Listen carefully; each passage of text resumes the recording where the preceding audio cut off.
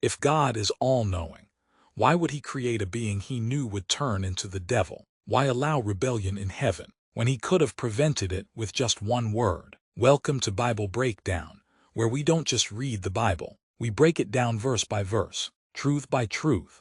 Subscribe now for deep biblical insights that strengthen your faith and stir your spirit. Today's question is one many avoid, but the Word has answers. Let's break it down. 1. The origin of Satan. Before he became Satan, the adversary, he was Lucifer, a name that meant light bearer. Ezekiel 28 and Isaiah 14 describe him as beautiful, radiant, full of wisdom, created with precious stones and music built into his being. He wasn't created evil. He was created with glory, with purpose, and with the power to worship God in heaven. But God also gave him something else, the gift of free will. And in that free will, Lucifer made a decision. A tragic one. He said, "I will ascend. I will exalt my throne above the stars of God." Pride was born, and rebellion followed, and the light bearer became the father of lies. 2. But why did God still create him? So why did God still create him, knowing he'd fall? Because love is only real when it's chosen.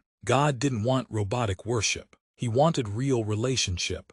And for that to happen, free will had to exist, even in heaven. God knew the risk, but he also knew the redemption. He knew that from the ashes of rebellion, a greater glory would arise, that even Satan's schemes would be woven into his eternal plan, that what the enemy meant for evil, God would turn for good. Without Satan's fall, there'd be no need for the cross. And without the cross, we wouldn't know the depths of God's mercy, grace, and unstoppable love. 3. God's sovereignty through it all. God didn't create evil, but he allowed the possibility of it, because his sovereignty is never threatened by sin. From Genesis to Revelation, God is in control. Even Satan operates on a leash. He had to ask permission to test Job. He was defeated by Jesus in the wilderness, and he will be cast into the lake of fire for eternity. Every moment of rebellion has been countered with a greater move of redemption. That's the kind of God we serve. So why did God create Satan?